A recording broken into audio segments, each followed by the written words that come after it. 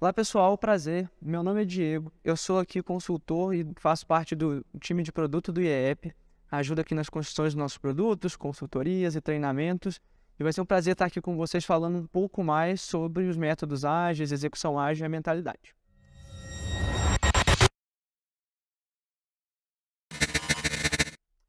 Hoje a gente vai falar um pouquinho a respeito dos métodos de execução ágil. Quando a gente vai falar da execução ágil, do gerenciamento de projeto, a gente vai buscar trazer os princípios da agilidade para a nossa execução. Por enquanto, a gente nem vai falar de metodologia com nomes e parte técnica. Ao invés de a gente ficar preso em gráfico gigante, planejamentos estritamente bem feitos, com alto nível de requisitos, tarefas e coisas de longuíssimo prazo, a execução ágil ela vai prever muito bem como que a gente vai trabalhar com a imprevisibilidade. O que eu quis dizer com isso? Dentro da forma de pensar e dentro da nossa forma de planejar o projeto e executar, a gente vai entender que a gente precisa sim corrigir rota, porque a gente vive em mundos imprevisíveis. E além disso, a gente nunca perde de vista naquilo que a gente já falou aqui, que é entregar valor de maneira constante e contínua para o nosso cliente. A execução ágil ela vai colocar uma grande pergunta em xeque. Onde entra o nosso cliente, como a gente vai entregar valor para ele.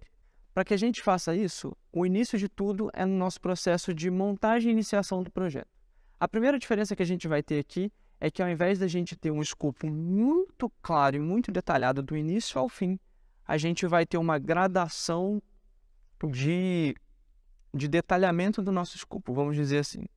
Entenda, quanto mais próximo eu estou de executar alguma coisa, eu tenho muito mais clareza. Se eu estou executando um projeto, as atividades das minhas próximas 3 semanas elas estão muito mais claras para mim do que a atividade que vai acontecer daqui a 12 meses. Dentro desses 12 meses, muita coisa pode mudar a minha rota.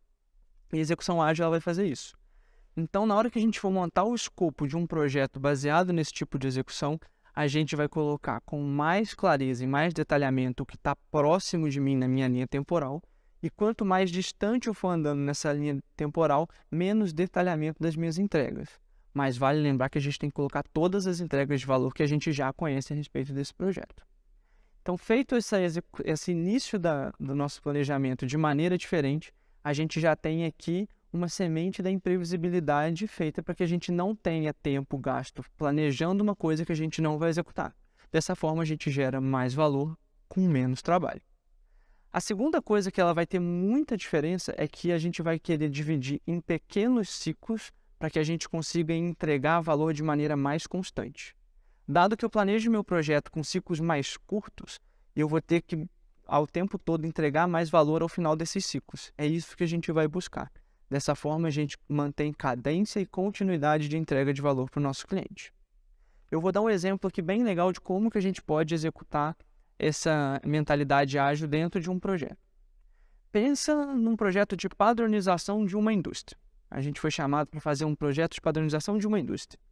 E ali a gente tem muitos problemas no contexto, né? Muitos problemas com relação à produção, coisas acontecendo de maneira despadronizada, perda de material, tempo, recursos e dinheiro no fim das contas. O que a gente pode fazer? Dentro de uma execução tradicional, a gente pode dedicar um tempo, por exemplo, um mês, fazendo todo o entendimento do processo dessa indústria. Depois a gente faz aí uma fase de uns 2 meses fazendo toda a parte de mapeamento das etapas dessa indústria e depois a gente começa a fazer o treinamento e a padronização dessa produção. Vamos supor que a gente tem 4 áreas nessa indústria.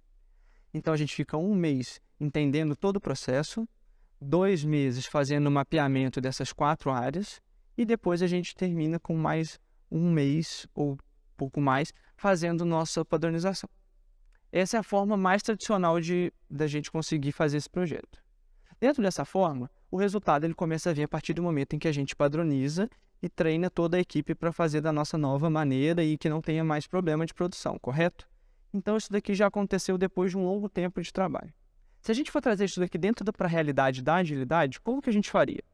A gente vai ter o nosso momento de entendimento desse processo como um todo, porém, ao invés de a gente pegar essas 4 áreas e ficar 2 meses mapeando todas elas, por que a gente não pega 15 dias, mapeia uma área, treina e já coleta os feedbacks? Quando a gente fizer isso, Para a nossa segunda área, a gente já tem os feedbacks da primeira, coisa que a gente não tinha na nossa execução tradicional. A gente já tem um treinamento otimizado e vale lembrar que a primeira área já está treinada, logo ela já está conseguindo gerar um resultado melhor. Então, com 15 dias de trabalho, a gente já tem o nosso primeiro resultado, dado que a gente começou a treinar a nossa primeira área. Com um mês, a gente já tem a primeira e a segunda área treinada. Isso vai fazer com que a gente já tenha 2 áreas gerando resultado e mais feedbacks para que a gente treine a terceira área da melhor maneira possível. Provavelmente, na hora que a gente chegar na quarta área, a gente já vai ter o nosso treinamento masterizado e todo mundo já gerando valor há muito mais tempo. Olha como que de uma maneira ágil a gente gerou mais valor, com menos trabalho, sempre prezando no feedback do cliente e a gente conseguindo gerar resultado para ele. É isso que a gente busca aqui com a nossa execução. Então, sem usar nenhum método claro, só com a nossa mentalidade aplicada na forma de executar e planejar o nosso projeto, a gente já mostra que a agilidade ela traz mais resultado.